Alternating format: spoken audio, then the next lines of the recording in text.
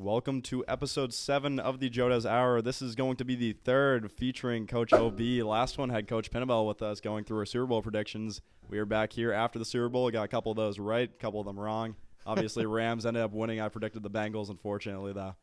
But today, we actually have a lot to talk about. First, we're going to start off the week in the Joe Dez life. Yep. There was a big adjustment this week. Let's hear it. We got some new license plates that came in. They say Joe Dez right on the top of them. Nice. Everyone's going to know whose car it is now. How long was that in the making? What you really got to?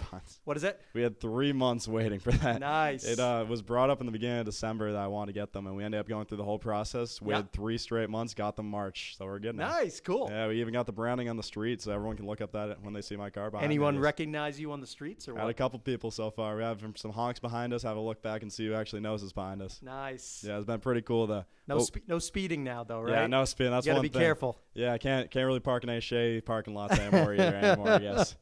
That's a good point. Yeah. So what do we got today? So one big thing I wanted to bring up today is I mentioned the next Joe Dez competition obviously before. We are going to be having it's going to be 7 interviews. Each one should be 5 to 10 minutes, and it's going to be introducing all of them, showing everyone who's going to be participating in this competition before the actual trials start. So these are like intro interviews and just kind of get the ball rolling? Yeah, exactly. We got a couple of kids like Max or Twos. We got T-Hart coming in. We got a bunch more kids who are going to be just highlighting that show. It's going to be awesome. Going to be released on the Joe Dez Instagram, so everyone can watch those, obviously. Going to be released on the YouTube channel as well before the competition. So now what are we going to do on the Joe Dez Hour? Are we going to do any kind of interviews? Are we going to do some questions? Yeah, once we start getting through this first round, this one's obviously just going to be like why they want to be the next Joe Dez and who they are as a person, what has basically led them to want to do the broadcasting stuff.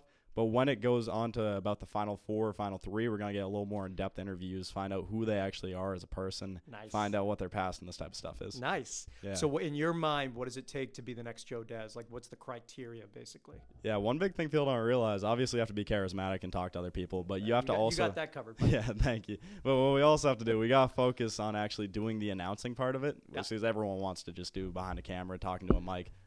Putting in the actual work of hours behind the announcing mic in front of crowds of people just gets you more comfortable behind the mic. I agree. Yeah, also shows that you have hard work behind you. Yeah, and I think that's a really good point, because I think the thought is to potentially continue whatever this is you're building here at FIAN, and it takes a lot of commitment. No, right? Exactly. So like you every week, I mean, you can show the crowd the new laptop, but every week you're trying to get better, a little bit better. Maybe it's a different camera angle, maybe it's different points, maybe it's organization, but you're kind of taking it to the next level every single week.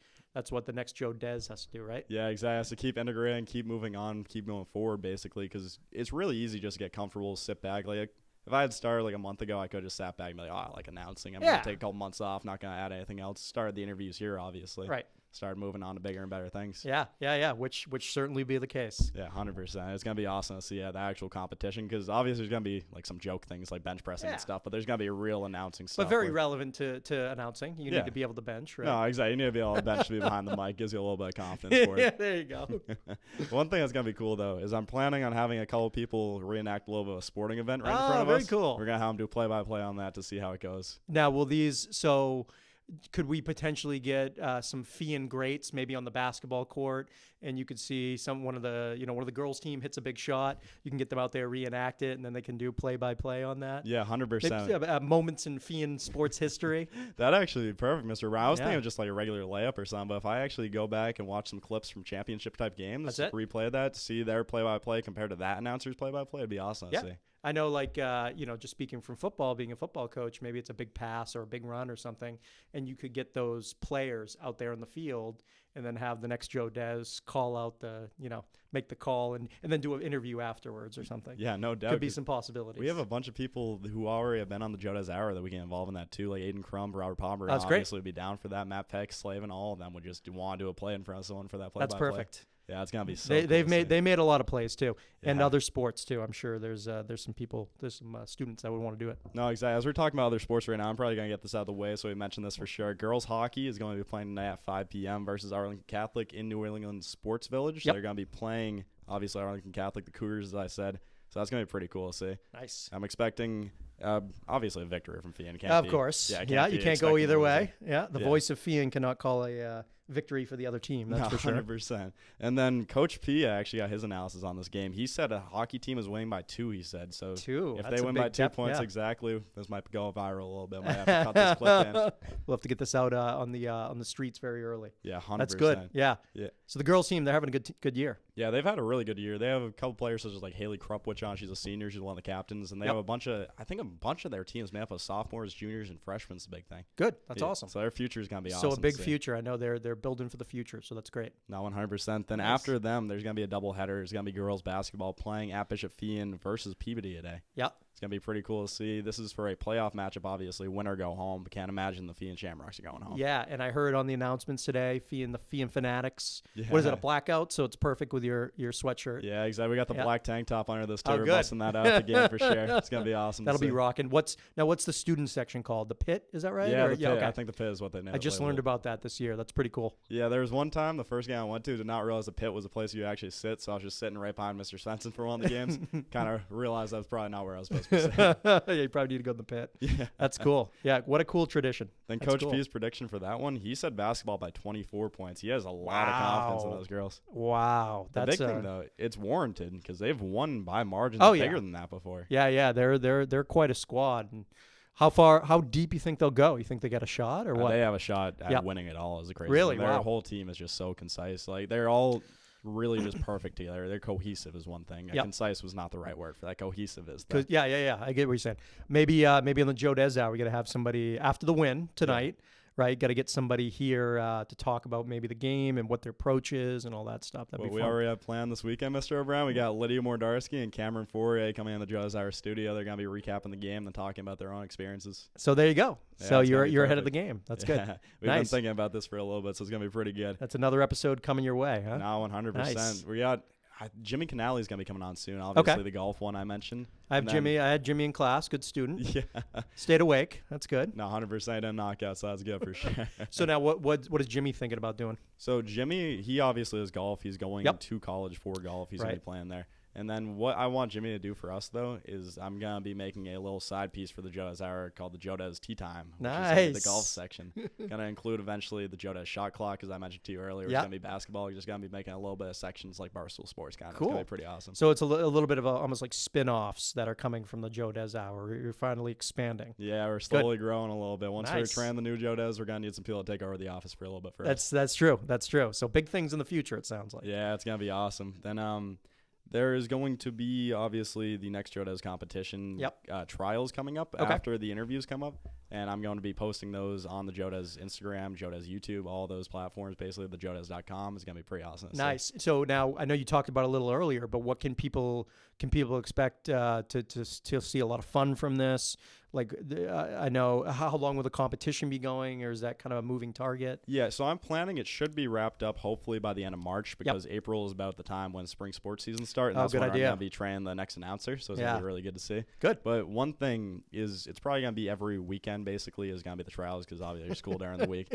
But it's going to be a little bit serious, but there's obviously going to be some fun spots. Yeah, that's fun. That's good. And I think Fian will love seeing that personality too in the sports world. So that's good. I think so for sure. Because they obviously didn't really know me before I started. And like the teachers, they knew me, but they didn't know like my personal life. Yeah, and your passion here and everything. But having those videos, I think, will give the next Joe Dez a little bit of a skip start where they That's a already good know call. about him. Yeah, it gives them sort of a template or like a blueprint and how to approach it. Yeah, those have good idea. Yeah, they have the base to layer it on, and they're just gonna keep building on. There you go. Good. Cool. What else we got? So one thing that I'd like to talk about real quick. We were talking about all the sports teams. We were talking about the next Joe Dez, obviously. But in the real world of sports, I want to talk about the NFL Combine because that's where I've got a lot of stuff to talk about right now. Okay. So the wide receiver, Tyquan Thornton, he was from Baylor. Mm-hmm. It was believed they set the 40-yard dash record. Everyone thought he did. 4.21 was the expected time. 4.22 was John Ross's time. Right, I remember that, yeah. Yeah, he held that for years. Yeah. And even him, he congratulated Thornton for that. Okay. He was saying, like, nice job breaking my record. I'm not upset by it at all. I'm happy for this kid. Yeah. Ended up getting 4.28. They timed it wrong. Yeah, he so had a couple hours on top, but then it all got taken out. Still pretty fast. Yeah, still fast. Still pretty fast. And the big thing about how fast everyone is, they're the most amount of under 4.4 seconds for the 40-yard dash Yep. was set this year with Yep. 8 contestants getting that. Yeah, I think wide receivers, right? Maybe Yeah, because that's all that's run right now. Yeah, a 8 couple wide receiver quarterbacks. prospects, obviously, because a bunch of like D linemen, all those have to run still. So now, why do you think that's the case? Like, what's your take on that? What I think, honestly, is I feel like a lot of these kids growing up have started seeing just the videos of people in NFL combines. That's a good point. They start realizing, like, I can train for this specifically. It's going to get me drafted higher. John Ross was drafted, I believe, in the top 10. Yeah. Maybe even, Yeah. it might have been top 5. I don't want to say that, but it might have been top 5. We'll have to check. Fact checkers, we'll get that checked. No, exactly. And that was mainly because of his 4.22 40. So Yeah. that was a record breaker. Yeah. The Bengals just got him on their Can't team. teach speed. No, Can't you teach can't. speed. So I think that one big thing is more athletes are focusing on those combine-specific drills so that they Yep. can really showcase their skills when they get there. That's a good point. I mean, I think it felt like a fast clock. I was watching a little bit of it last night. You're right. I mean, they're figuring out what do I have to do to impress here. It's kind of funny how they kind of break away after college, or some of them were skipping their senior year. I know it was COVID, but some of them were skipping their senior year and they were going on just to train because they knew that was their payday coming in. So it's an interesting approach that's changed, right? No, exactly, because you see kids not risking injury that final year, as you mentioned, Yeah. so they can train for the combine. I think Tua Tagovailoa did that after his hip injury. He could have Yep. came back for like a month or two, but at that point, why risk Yeah, it? just scratch. Yeah. It was good. The combine was good. I think it's still going today and maybe the weekend and everything. But it's an interesting. I mean, it feels like it's just like a TV show for sports and NFL, right? No, exactly. It's really cool seeing the different types of trials that they have them set through. It's just awesome to see like NFL players doing that. Yeah. It's actually, as a coach, I'm going to take a lot of that stuff too, Yeah. just for drills and different situations and things like that. So Yeah, and there's really no other way that they had in the past to like, really track like your pure speed. Yeah. The 40-yard dash is pretty good for that, I can't lie. Then broad jump they obviously have. One thing about the broad jump I meant to mention, the smallest ever over 11 feet long jump was broken. Okay. Yeah, it was so this wide receiver from Memphis, his name's Calvin Austin III. He was 5'7" 3/4 of an inch. So he's under 5'8", obviously. Yep. And he jumped over 11 feet at the NFL Combine. that's on the broad crazy. Jump. 11 feet. That's amazing. Yeah, I know. That like, especially that's double his height. I was Yeah, trying to yeah, think yeah. for a second. That is double his height. That's Yeah. just amazing to see. It's crazy to see, right? And that can tell you a lot of things about him. But his athleticism is going to be awesome. Yeah. And it already is. No, exactly. Yeah. For players like that, though, obviously that raises their stock. What's unfortunate to see, though, is some players obviously should not compete in the Combine because Yeah. what they are better at is shown on film than their actual That's a athleticism. good point. Yeah. And there's one player, he's a Maryland tight end. His name is Chig Okongwana. Ooh, nice. That That's a actually- tough one. Yeah, I actually almost just messed up there. Yeah. He did really good. He raised his stock. He got 4.52 on the 40-yard dash while weighing 238 That's pounds. insane. He's a tight end, you said? Yeah, he's a tight end. Just amazing job. He obviously didn't catch every ball, but he did a good job in the catching. But the one I really meant to mention was not him at all. It was Jake Ferguson. Okay. And I got to say, unfortunately, he ended up being the lowest stock, probably stock breaker of the Combine is what I'd say. Because it brought his stock down for sure. He ran a 4.8140, which isn't that bad at 250 pounds, but he is a tight end. Yeah. But he only managed to get 15 bench press reps at 225. Ooh, that's tough. Tight ends are expected to see at least over 20. So the real question people want to ask is how many can 225 can Joe Dez do? This was a new record for me, Mr. O'Brien. A couple days ago, we got 5 225. Yeah. All right, cool. It was awesome to see. You'd compete at the Combine, that's for sure. Yeah, we can beat a couple wide receivers, hopefully. We got to get that 40 down, the speed, right? Yeah, I'd like to. Then you'll be ready to go.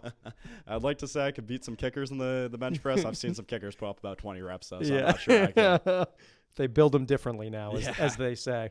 I'm trying to think. It was the Panthers kicker. Yeah, Joey Sly. He Okay. was just jacked as a kicker for Yeah. no reason. He just got way too strong. It was awesome to see, though. His leg got so strong from it, too. It's like the kicker from the Bengals, right? Taken in the halftime show. Did Yeah. you see that? No, He's that was catching a little awesome. flack now, I think, from his coach. Are you serious? Yeah, that's what I saw on Instagram or something like that. Dang, yeah. I feel like he kind of deserved it at that point. You're in Yeah. the Super Bowl rookie year. I'd probably want to enjoy the a little bit, too. What about your team in the locker room? We'll have to get Coach Pinnabell's thought on that one. You know, I didn't really think about that, Mr. O'Brien. I was thinking the whole team was watching. He kind of did leave his team. But yeah, maybe he deserves a little bit. That's completely fair. But he's still good. He's still good. Oh, no, for sure. Maybe you got to wait till you're 10, 15 years in the league before you do that, right? Yeah. I don't think he missed a kick all playoffs Probably or all not. season, right? He was a monster. That was Yeah. just awesome to see because people kept talking about he didn't have any battle scars of missing that kick, and that's why he never Good point. really get stuck in his head. Yeah. Just amazing to see. Yeah. We'll see how it goes. Yeah, unfortunately, got a little bit stuck in his head when he heard Snoop Dogg come on stage. Though. I think we all did. Yeah, I think we all did. That was a great halftime Oh, show. yeah. I really liked that one. It's very nostalgic for me. It brings me back to my high school days when I was your age. Yeah. But those performers, that time, all very, very cool. No, exactly. Yeah. It was really cool seeing 50 Cent come out in the candy shop video, basically where he was upside down. Yeah, just yeah, like it coming was down. 20 years ago. Oh, yeah. That's cool. Can't imagine how many people recognize that video or just mind blown. They saw 50 there. What else? So March Madness obviously is coming up. I'd like to say on the show next week we will be having Mr. King coming in. He is the basketball coach for Bishop Fee, and obviously we're going to be doing hopefully that show on the basketball court, giving our that'd be brackets cool. and predictions. On site, right? At the basketball arena? No, it's going to be perfect. Yeah, we're going to be right in the center stage of the basketball arena, as you just mentioned. That's going to be just great to see. So now, do you watch a lot of college hoops, or what's your... So that's my one thing. I keep wanting to get into college football and college basketball. Yep. I have not been able to break the barrier for some reason. It's just a little bit different than professional. I don't know what it is. I just cannot get around it. I think I need to just sit down and focus on it, actually find a team I'm attached to. Yep. Because I think that's what it is mostly. I'm obviously attached to the Patriots and Celtics for basketball and football. Don't really have that commitment for like college hoops or college basketball or college football. I think it's also tougher because even though in the pro teams the athletes are moving all the time, you can't really invest in players in the college level, right? For basketball, they're one and done. Yeah. They're out of there if they're any good. So teams are so up and down. I mean, obviously, we haven't had the tournament really. Did we have it last year? We had it last year, but not the year before. It's just been kind of checkered. And then for football, kind of similar, where the teams are up and down and the athletes, they stick around a little longer because they have to. But I also feel like it's hard to start to build relationships with those players, No, 100%, because at max, those football players only stand 4 years anyway. On an NFL team, we saw Tom Brady go like 18 years with one team. You could obviously build a much bigger attachment than that 4-year player. Yeah. But then I was thinking March Madness last year. I actually remember watching that. That was the first March Madness I had ever watched. Really? I'm realizing I used to really not be into sports. Is a weird thing to admit now. It was weird before high school and just did not watch sports. Did not really understand why. I love sports now. Obviously. It was very different. Well, you're into sports. You're doing sports big. The whole world kind of revolves around sports now. So it's pretty funny. So now when the bracket comes out, and maybe this is a sneak peek for next week's show, what's your approach in picking the teams? Do you look at their record? Do you look at what they've done in the past? One thing, I feel like you can't just look at record, obviously. Okay. Gonzaga would have won last year if we look at record. They were just amazing last year. They came amazingly close, right? Because Jalen Suggs, he was on Gonzaga the game before the final championship of March Madness. He hit that amazing game-winning shot. Yeah. That was just awesome to see, but then obviously collapsed in the championship game. Yeah. So you can't just rely purely on record. Yeah.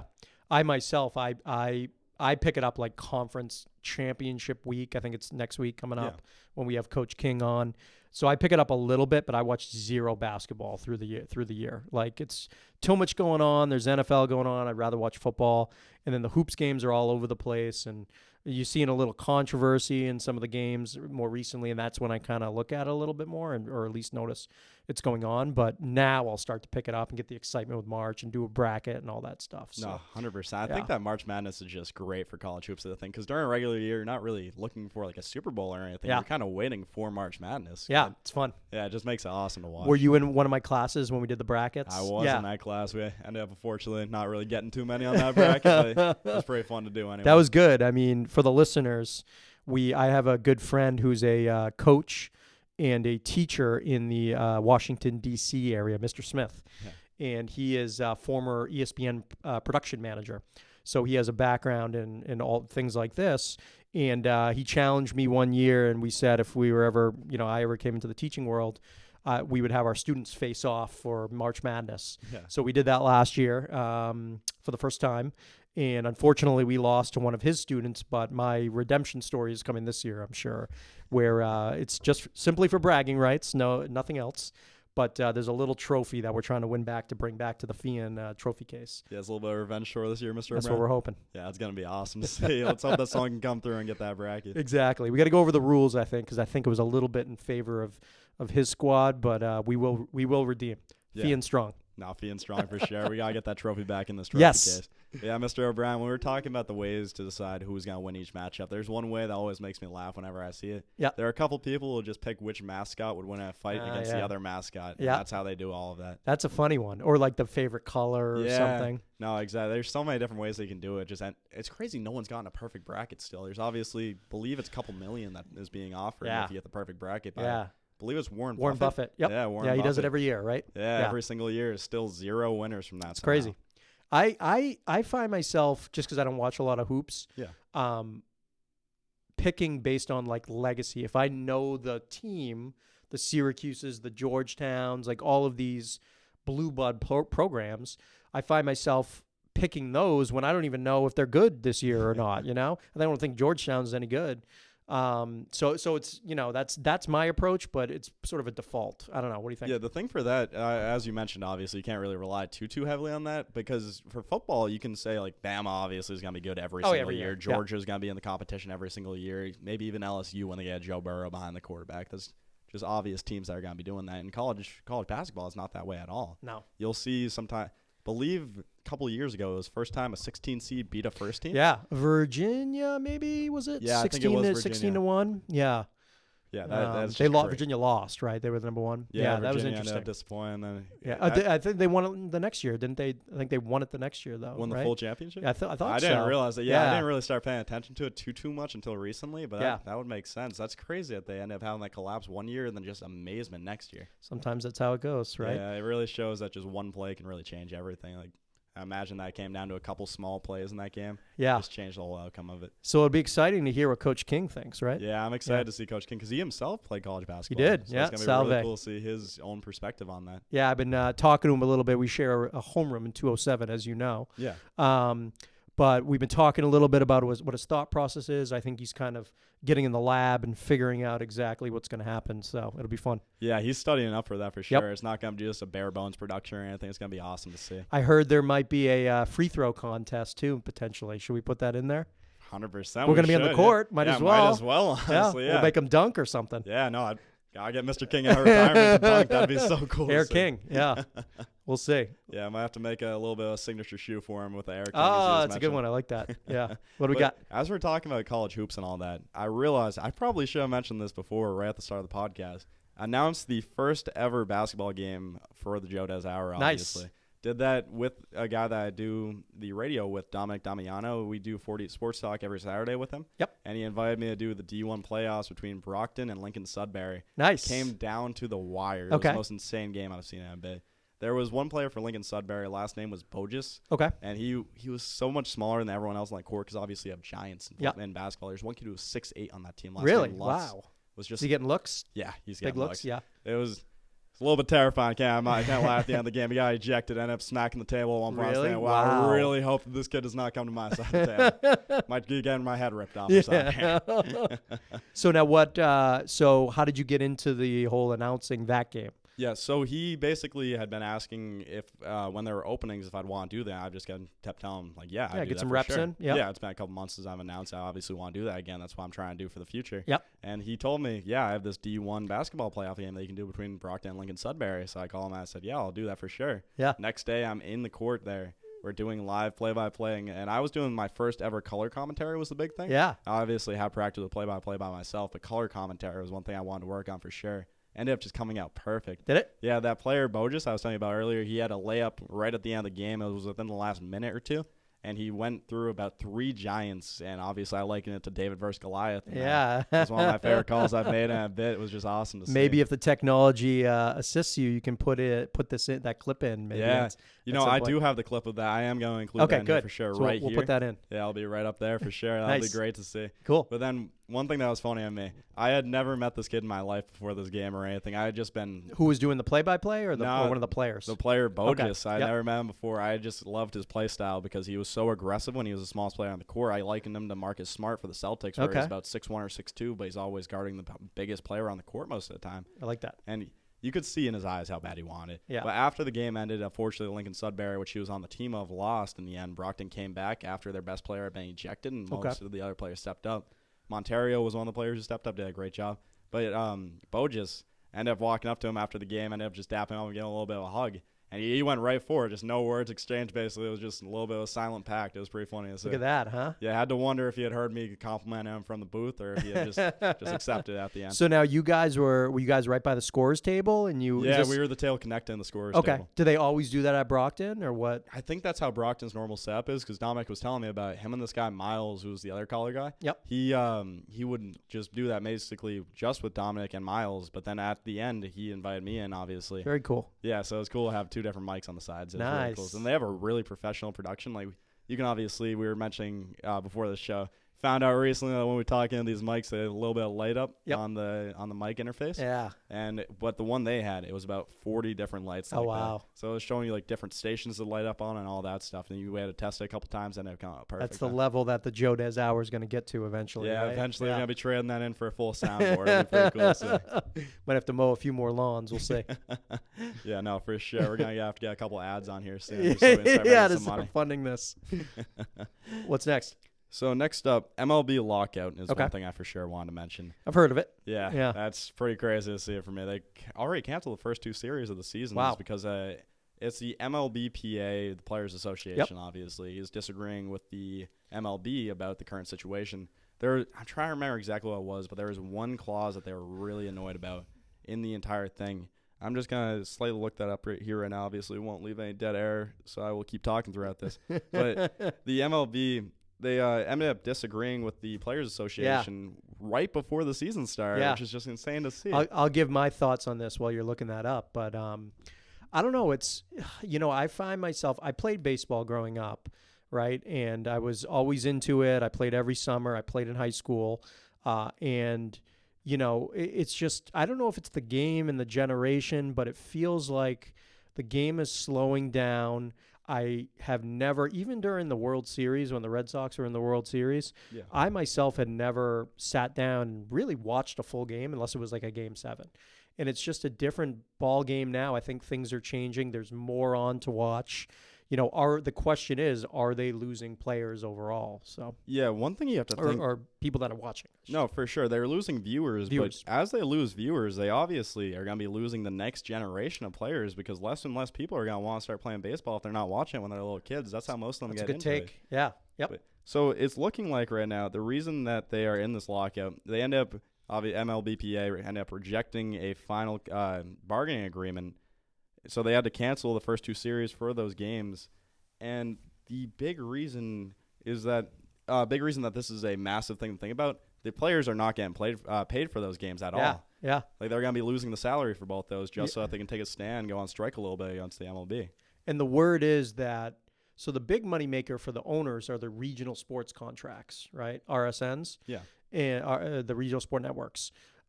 So as I understand it, they can miss 25 to 30 games depending on which team and which region. But once you start getting past canceling 30, 40 games, that's when it's going to start to eat into that local TV money. So at that point, now the owner is going to be sweating. So they don't mind canceling the first couple series as owners. Yeah. Players might feel it a little bit, but again, the top half are so overpaid, they don't care. Yeah, baseball contracts are just insane. It's so much money. Yeah. I remember thinking Pat Mahomes got a ton of money, and I saw the baseball contracts that were just given out regularly. And they're all guaranteed, right? Yeah, exactly. Football is getting there. I mean, especially the quarterbacks. They're becoming, I think, who's it, Kirk Cousins, I think, at the first all guaranteed. Kirk Cousins, I used to think he was a top 10 QB. Oh, God. We might have to cancel the Joe Dez Hour. I was a big Kirk Cousins believer. May have been the one hill I was ready to die on. Probably should have just got off that hill a while ago, though, unfortunately. After the Minnesota Vikings last 2 seasons haven't even made the playoffs. Oh, my gosh. Yeah. Can't really believe in Kirk Cousins anymore, unfortunately. No, they got to do something. They got a new coach there, too, so we'll see what happens. Yeah, Mike Zimmer's gone. Mike Zimmer was a big reason I like the Vikings. I Really? loved how they had the defensive scheme. Then they started just losing defensive player after defensive player. Linval Joseph ended up leaving after a bit. They just kept losing more and more. I believe Everson Griffin even left. Did he? I liked him. I believe he did. I'm not fully sure because I remember Notre Dame guy, maybe. Right? Yeah, he was really good, though. He was one of the best defensive ends for years.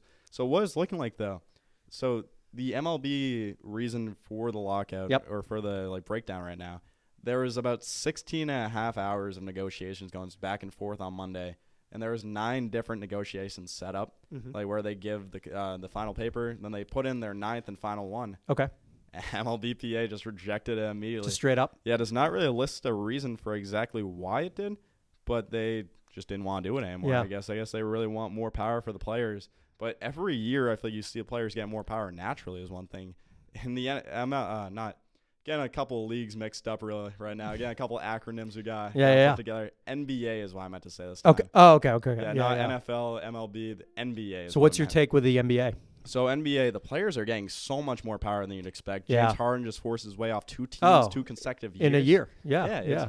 just insane to see. Less than a full year, he got 2 different teams to trade him just because he said so. The Nets, he wanted that team. They ended up cutting DeAndre Jordan, I believe, because he didn't really like playing for him too much. DeAndre Jordan's coming out of the 76ers now, though. Going to be interesting to see that relationship, whether he can rekindle it or not. So I want to get your take on who's going to win it all. But to comment on what you said, there's only so many stars in the NBA, right? And it just goes to show you, James Harden, top 10 player, I think he still is. Yeah. But he can kind of do what he wants. And these players are signing 1-year contracts with a 1-year option. Kevin Durant, completely destroys his Achilles, and he signs a max deal. Exactly. There's so much money. And one of those years, it was guaranteed he wouldn't play. He was still paid for it, obviously. Like, that team knew he was that good that they're willing to throw $50 million out the window, basically. It's crazy, right? Just so insane. Now, NBA, are you following it? Who's going to win this year? What are your thoughts? NBA, Celtics are finally getting back. Yeah, It was you think unfortunate. so? Couldn't mention them at all on this podcast before this. They won. It was 9 in a row. Almost won their 10th in a row. Lost to the Detroit Pistons, worst team in the league. Unfortunately, kind of brought us back down to earth. Ever since the All-Star break, though, believe we have still gone undefeated. I believe it's either 2 or 3 games now. Really? We just beat the Hawks yesterday, last night. Yeah. Jason Tatum put 37. Yeah, he's a It was monster, also huh? his birthday yesterday. Oh, It was there you pretty go. cool to see. Yeah. Yeah. And then that whole team is just really gelling together a lot better now. They got Derek White as a secondary point guard Saw and that. shooting guard. He's a good player. Yeah, he was really good. I didn't really expect that trade at all. There was one point in the offseason before Dejounte Murray had his big breakout that I kept predicting that we'd get Dejounte Murray and Derek White. I thought we'd get both of them at one point. Yeah. Of course, Dejounte Murray almost is averaging a triple-double now. We're just not getting him on our team. Just so good. But Go ahead. yeah, my bad. The other teams to watch out for, I was a big Bulls believer before the season. Yeah. Believe that they'll be getting back when they get Lonzo and Caruso back. Yeah. They obviously have had DeMar. He just won Player of the Month for February. Nice. Did a great job. Averaged, I believe, 35 points a game for that entire month. That's very insane to cool. see. Then he was 1 game away from breaking MJ's record of most consecutive 30-point games as a Bull. Really? Yeah, he got 10. MJ had 11 as his biggest record ever. God, I think MJ would have more. I know. I thought MJ would have at least 20. 'Cause Yeah. He was just scoring every single Oh, night. he's a monster. Yeah, you never saw him play, though, right? No, unfortunately. When did he retire? Because he was with the Wizards a couple I of think it years. was 2002 he finally retired with the Wizards. Crazy. Yeah, he was a 2 years monster. before. Those 90s runs were insane. I mean, you saw The Last Dance. I Yeah. mean, that's I was about I didn't really I obviously knew MJ was great, but Yeah. I started believing LeBron was creeping up on him. Then I saw The Last Dance and it's just changed. MJ is standing on a podium by himself right now. I mean, the stuff he would do as a basketball player was just, you saw a little bit of it before, but he just took it to another level. He was almost like the Babe Ruth of my generation, where he's almost like he's a myth. Like he's a legend and a myth, and you never seen him play live. But as he was going through the 90s and really, because he came onto he really stormed on in the Garden in Boston when he scored 60 or whatever it was in that playoff game, and people are like, this guy's the next guy. And Barrett Bird said it too.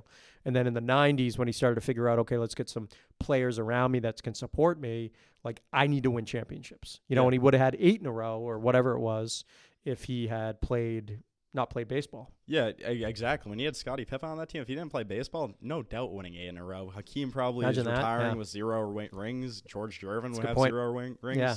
Would be insane to see. Just change the whole NBA landscape.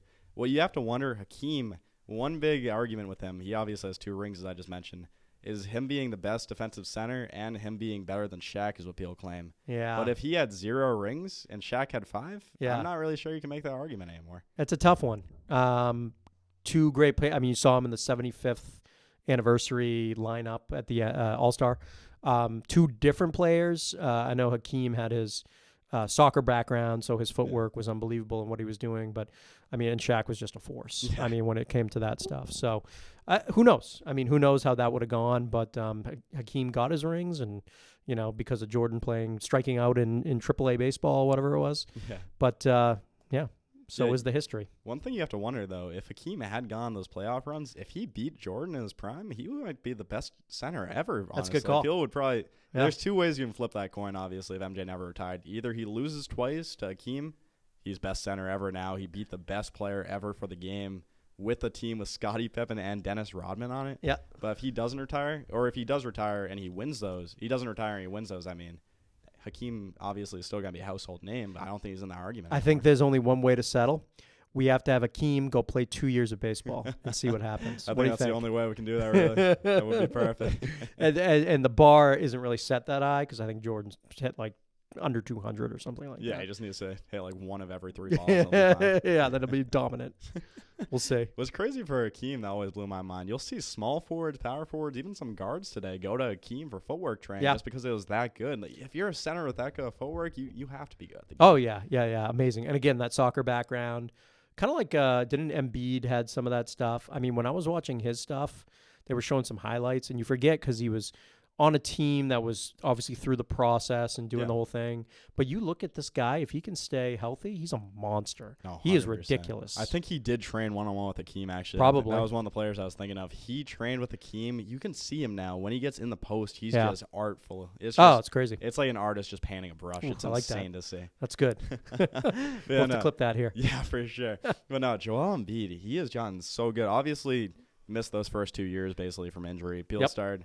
You got to wonder whether that'll happen with Zion. That's a whole different conversation right now, though. Yeah. But yeah, people probably after those 2 years are saying they wasted a top pick. You can't be a bust. On Zion? He is. I was talking about Joel Embiid right there. The same conversation with Zion right now because he's been missing the first 2. Well, he missed 2 of the first 3 years, what it is so far. Yeah. Played the second year, dominating, 27 points a game. 60% shooting. That's just insane. It's crazy. I remember when he got drafted, he's wearing the white suit, he's crying and everything like that. Yeah. And everyone loved him, right? So when he got drafted, I remember watching him walk up to, handshake and do the whole thing. Yeah. And I'm watching him walk, and it's like his hips and his knees just seem like lumbering. Yeah, they're buckled most of the time. Is a big and I'm thing. thinking to myself, like, I feel like that's not, his body doesn't look right.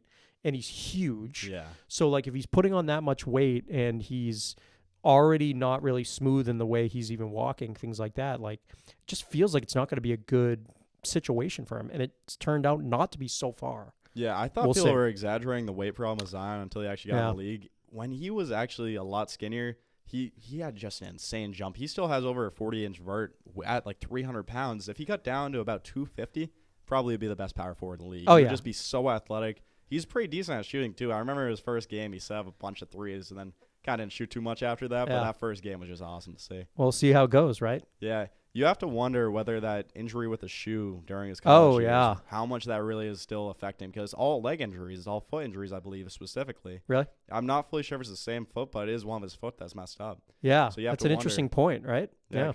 It's weird to think that one play that seemed pretty insignificant was kind of a meme for a little bit, that someone's shoe blew up in a court. Didn't stop him from signing with Nike, though.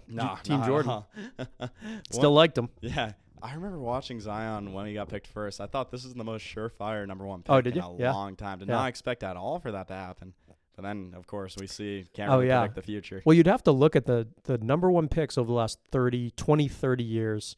I'd be interested to see how many of them actually, came true in terms of being all-stars or 10-year players or eventual Hall of Famers. The question is, maybe we'll go over it next time. We'll add it to the show notes. But over the last 30 years, how many Hall of Fame number 1 picks will there be? Yeah. The thing for number 1 picks, I feel like, as you're mentioning it, you never really see a number 1 pick be like, oh, he's an okay role player. It's either they're a massive bust or they're just massively successful. It's never real in between. Like Greg Oden is who a lot of people are likening Zion to. Yeah. Out of the league now. He's coaching at his old alma mater. He's in college hoops now. Yeah. Just not even in the NBA. That was a couple of years ago. That was the same draft as Kevin Durant, who's still a top player in the league. Yeah. Yeah. Right. Just it's crazy to see because Kevin Durant went number 2 after him. You obviously have to be wondering, like, wow, what if we had drafted Kevin Durant number 1? Yeah.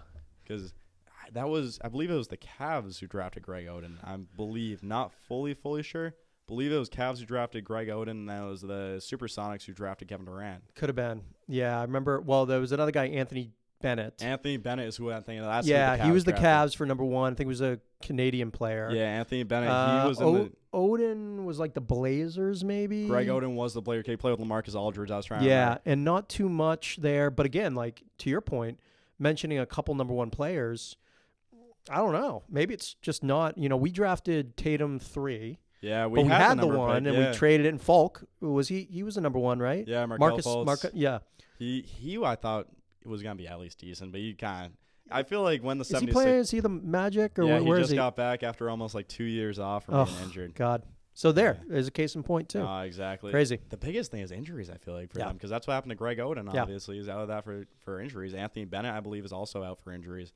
I'm trying to remember. Anthony Bennett might be the one who's back at his college. It's one of him or Greg Oden. I think Greg Oden also Oden's is. doing some stuff, I remember. Yeah, I think Oden's working with the school is what it is. Yeah. But that is still insane to see that type of stuff because we obviously traded from number 1 to number 3 because we knew we were going to get Tatum at 3. But you have to wonder when the 76ers were looking at the landscape, when they had Ben Simmons at point guard, they have Joel Embiid at center. Yep. Why would they not want a 3-point sharpshooter at small forward? Why would they want someone with an okay jump shot at point guard? Yeah. So they could have moved. They would. I believe the plan was to move Simmons to power forward at that moment. Really? But if they did that, their paint's just clogged at that point because they would have Simmons at power forward, standing there right next to Embiid, who's also at center in the inside of the paint. Well, everything's changed now. I mean, back when, way back when during the Shaq and Hakeem days, they, that was get the ball into the paint, try to back them down into the basket, get a quick, easy shot, whatever it is, 10-footer, 15-footer. But now it's the it's the 3-point perimeter play. It's, what the Celtics are trying to do is get all these players who are 6'8", and they could play any position, positionless basketball. Yeah. I don't know. We'll see. We'll see if it goes back the other way. Who knows? No, 100%. So I just pulled up the list of the last 30 number 1 overall. All right, here we go. Thought that could actually be pretty good to go through them. Last 3 years, obviously, we can't speak too much on them. Cade Cunningham, Anthony Edwards, Zion Williamson. Yep. Anthony Edwards obviously is going to pan out. He's been so good. He has a little bit of flash. Where's he playing? He's in the Minnesota Timberwolves is what it is. He's playing. Okay. He's supposed to be a shooting guard most of the time. Yep. They put D'Angelo Russell there this year, and he's playing small forward. Has been dominating. I believe it's 22 points on pretty good shooting. I like that team. Yeah, I actually really like that team. Cat makes me really happy. Yeah, Cat. Who's the other guy from? Is it Russell? Yeah, D'Angelo Russell. Yep. He was. I'm trying to think. They might have played together in college as well. No. Russell was at Ohio State, or they was were he in the same draft class. They didn't play together in college. Yeah. They were in the same draft Because Cat, class. I think, did he win a championship, or was he playing for one? Kentucky? Yeah, is that right, Kentucky? Cat played with Devin Booker as well. Yeah, okay. Because they were all in the same that makes draft sense. class. It was Yeah. Cat and Devin Booker on Kentucky, but they were really good friends with D'Lo as well. Oh, got it. Okay. This turned pretty heavy B-ball, huh? Yeah. It's pretty funny to see. This one might end up being the first episode of Joe's Irish Shot Lab. We might find out. But it's obviously going to be the Coach OB one. Next week's going to be pretty fun, Mr. Cat. Oh, yeah. I'm hyped for that. Yeah, Then we'll get it going. Yeah, DeAndre Ayton was the 2018 number 1 Good overall pick. I like DeAndre Ayton. But again, will he be a Hall of Famer? Yeah, and one thing you have to think about that, DeAndre Ayton, I believe he was picked in the same class as Luka, as Trae Young, all of them. They would have Luka on their team right now. They would be so good. If they paired Luka Doncic with Devin Booker, I can't imagine how good that would be. That's a monster team. Yeah, no doubt. And they had drafted Jalen Smith last year. He ended up being a pretty good center, but he ended up getting traded this year, unfortunately. I believe he's on the Pacers right now. Yep. But if they had drafted Luka Doncic, they wouldn't have even had to trade Jalen Smith. They could have Interesting. had him at center. But then before him was Markelle Fultz in 2017. Obviously, we know how that went. Right before that was Ben Simmons the year before. And then right before that was Karl Anthony Towns. Amazing pick. He has just been great so far, obviously. Cat has really come through. Probably the best I'd probably say best 3-point shooting center specifically. Yep. Obviously, Dirk has argument for big man. You can't really give him that competition yet. But Cat ended up winning the 3-point competition. I saw that. Yeah. Yeah, that was pretty cool. See NBA All-Star Day. So give me the number 1 pick from 2000 on. Do you have those for those years? Yeah. So 2000 and before? 2000, just 2000. So, and then 2000 onward. was Kenyon Martin for the New Jersey Jets. Really? Yeah. Kind of shocked Kenyon Martin was that. So my question is, how many Hall of Famers? Yeah, let me see if this actually shows that. We actually do have something that will denote the Hall of Fame. So I'll go all the way, starting at 1947. Elgin Baylor was the first in 1958. That was 11 years with no Hall of Famers, pick number 1. 2 years after him was Oscar Robertson in 1960. Obviously, one of the best triple-double players. Top 75 in the NBA. Yep. Yeah, kind of inspired Russ a little bit with that triple-double type play. Then the year after him, they had 2 years in a row. 3 out of 4 years where a Hall of Famer was drafted number 1 overall. That was Walt Bellamy. Okay. Haven't really heard of him, to be honest. No.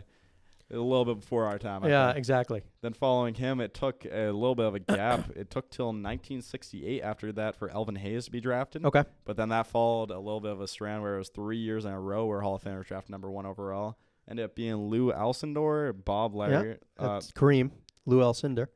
Kareem Abdul-Jabbar. I didn't realize that. I kind of forgot that his real name was actually Lou. I was thinking, I haven't seen that name at all. How is he? Kareem. How's he? Hall of Famer? There's that new show. Are you gonna watch it on the Lakers? Oh yeah, that one's. I thought it was Yeah. just about Magic Johnson at first. No. It took me a little bit to realize it was the whole Laker dynasty. Yeah. That's gonna be so cool to see. Yeah. I'm hyped for that one. Yeah, I'm gonna watch that one. I think Yeah. it's out soon or this week or something. Yeah, they're called Yeah. it's called like Showtime or something, right? 'Cause I think it's based on the book Showtime. It's called Winning Times. Winning Times. Okay. But based on the book Showtime. Yeah. So that's what they called their team, their era. That's gonna be so Yeah. cool to see because it's not even just a straight documentary. It's people playing those characters and they're gonna give us a little bit of look inside their lives. It's gonna be awesome to see. It's gonna us be watch very, it very create. cool. Excited about it. Yeah, I think everyone I think watches basketball. they're not so- doing.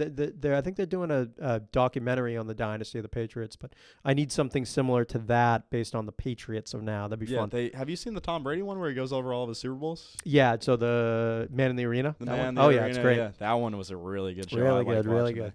Very well done. Yeah, it's funny seeing Brady after retirement. He is not stopping one bit. Started his clothing line, obviously. Started a production company. You have some competition with the clothing Yeah, line. I know. We might have to What's get- up with the apparel? What's going on? Are you still getting Yeah. high demands? Yeah, What's up? white sweatshirts are being made right now. The Okay. pre-order started. Got a couple of those sold. Yeah, I'm giving those out. Then eventually, in the next couple of weeks, we're gonna be making the Joe Dez Hour sweatpants. And after that, the summer season's coming up, so we're gonna start making the Joe Dez Hour bathing suits, which is gonna be pretty sick to see. So it's gonna be all your clothing Yeah. pleasures. There's gonna be at a point where I don't have anything in my closet, anything in my room that don't say the Joe Dez Hour. I might even get tiny salt packets that say the Joe Dez Hour on, just keep around the house. Are you gonna do any other sweatshirt colors or what's going on? Yeah, I'm still gonna do a couple of colorways. One way that I've been experimenting with a little bit that I think would be really cool is when my dog's birthday coming up and plan on doing. Okay. I'm gonna make a Bentley version of sweatshirt where it's white on the bottom, and then the logo is gonna be brown. I love or that. Other way around, maybe. It's Yeah, gonna- yeah, gonna yeah, be yeah. doing a little test, see how it looks. Nice. Yeah, That's it's gonna be cool. really Good cool to stuff. see. So we'll look for the future on those. Yeah. Any hats coming or? You know, I do need to make hats. The one Yeah. thing I unfortunately cannot really wear hats for some reason. I just looks weird. Well, on you me. gotta. That's your look. Yeah. It's the look. Yeah. Yeah, we need to get someone who looks good in hats to stand right next to me with the Joe Dez Hour hat on all the time. That would be perfect. That's good. So yeah, no. After obviously those players such as Kareem Abdul-Jabbar, can't believe I kind of forgot his name. No, that's good. It was Lou at one point. That's funny to remember. There ended up being Bill Walton, which obviously now he was 1974. Was he the coach for the Kings for a little bit? That was his son. That was his son. Yeah. Okay. So Walton was drafted, I think, by the He won national championships. I don't know how many he won in college at UCLA. Yeah. And he went on and won a championship with the Blazers, I think. It might have been his rookie year.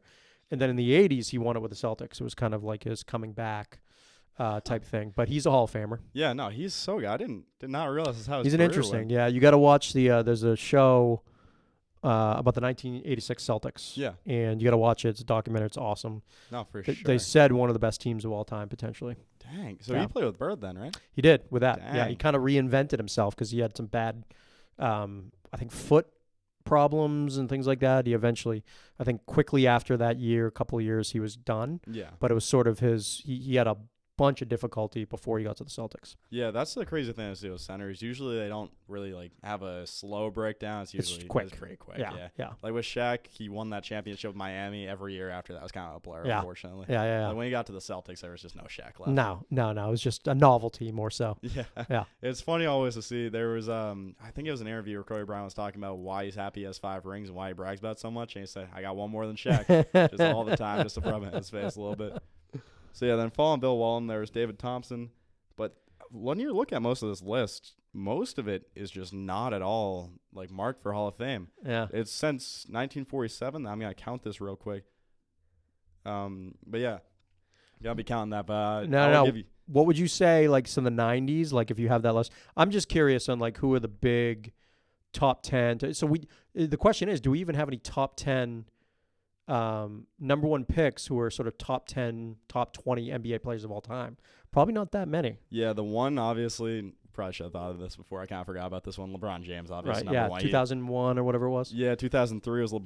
2003. Yeah, then you got to think not too many besides him. Kareem Abdul-Jabbar, obviously, that's 2, but 2 out of like almost 100 years. That's not really a good hit Crazy, rate. right? Yeah. So again, your number one pick, it doesn't really matter. And that's the way we looked at it, right? When we got that Tatum pick. Yeah.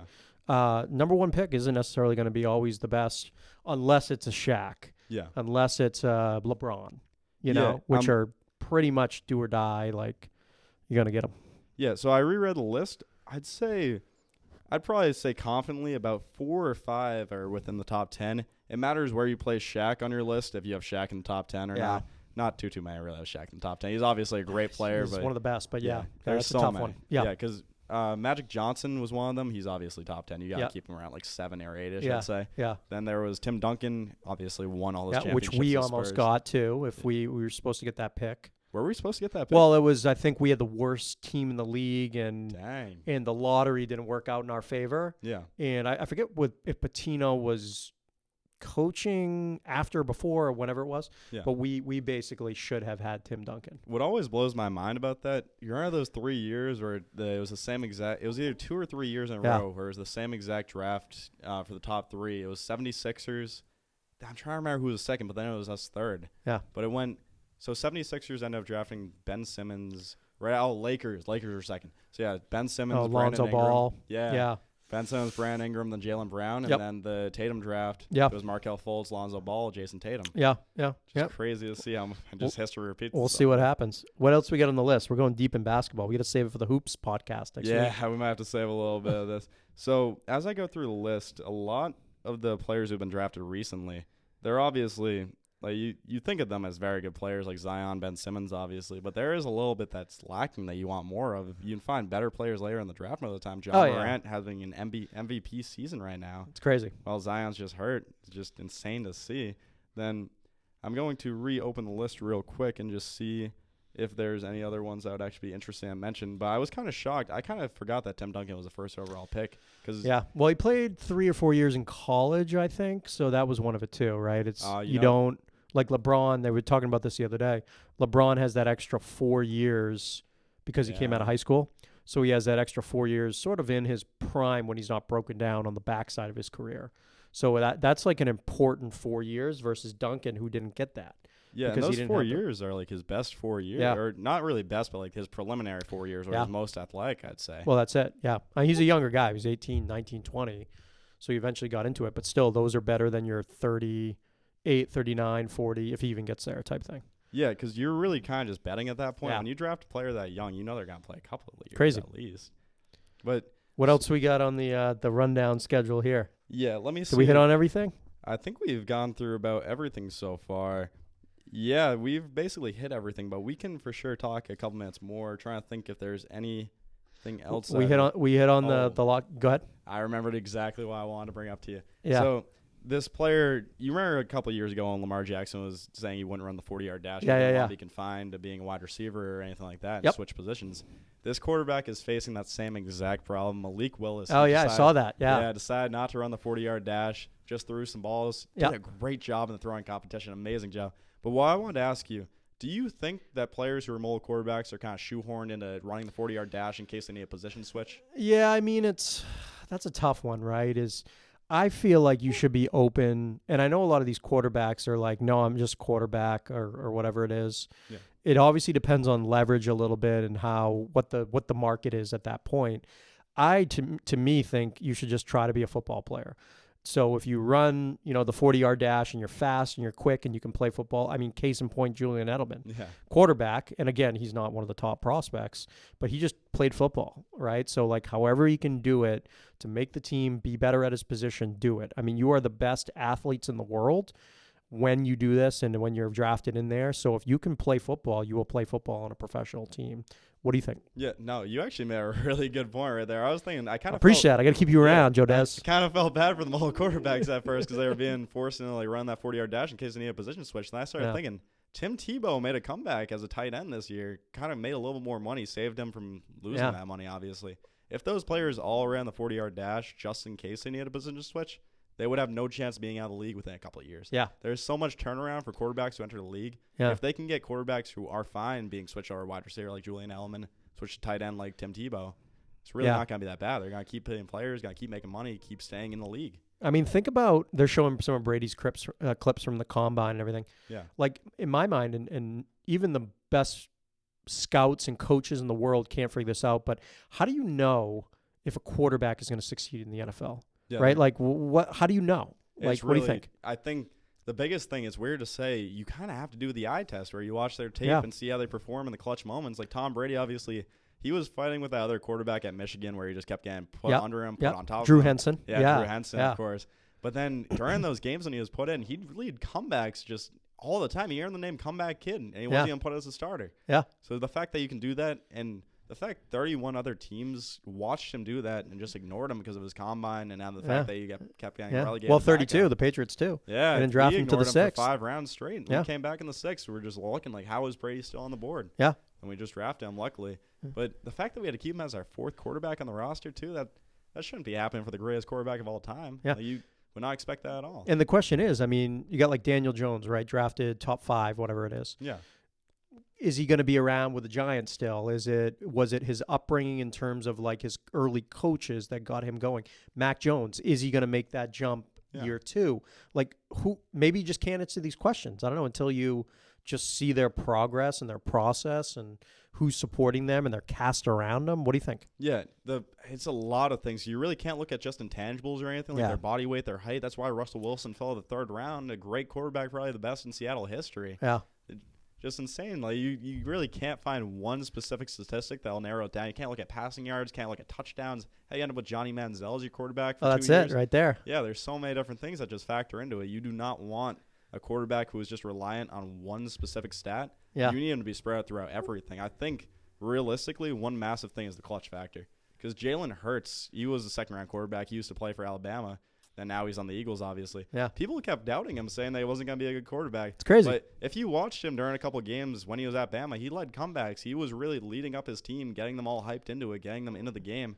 Now he got the playoffs with the Eagles. Yep. Ended up having all the fans fall in love with them at points. So much so to the point that they were pushing up against the barriers of the stage. Oh, yeah. Fell off, got right I thought I next saw to him. you in there, but I don't know. Where was that? Yeah. Yeah, I might have snuck in there a little bit. But yeah, no, he's just such a great guy is the thing. One thing that is really cool to see about these quarterbacks, too, is behind the scenes, a lot of them are just great people. That guy, Malik Willis, I mentioned to you earlier.